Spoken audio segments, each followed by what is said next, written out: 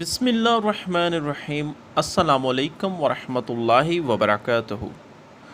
ناظرین، آج کی ایک اور حدیث لے کر آپ کی خدمت میں حاضر ہوئے ہیں۔ آج چاند کی 2 محرم الحرام اور 1443 ہجری ہے اور اگست کے مہینے کی آج 1 تاریخ ہے۔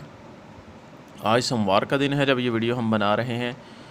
بڑھتے ہیں آج کی حدیث کی طرف۔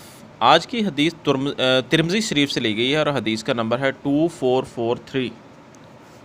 رسول اکرم صلی اللہ علیہ وآلہ وسلم نے فرمایا، قیامت کے روز ہر نبی کے لیے ایک حوض ہوگا اور وہ آپس میں ایک دوسرے پر فخر کریں گے کہ کس کے حوض پر پانی پینے والے زیادہ جمع ہوتے ہیں، اور مجھے امید ہے کہ میرے حوض پر اللہ کے فضل سے سب سے زیادہ لوگ جمع ہوں گے۔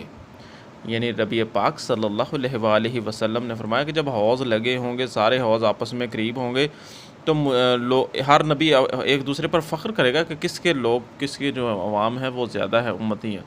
تو نبی علیہ الصلوۃ والسلام نے فرمایا کہ مجھے امید ہے کہ میرے حوض پر جو ہے وہ سب سے زیادہ لوگ جمع ہوں گے۔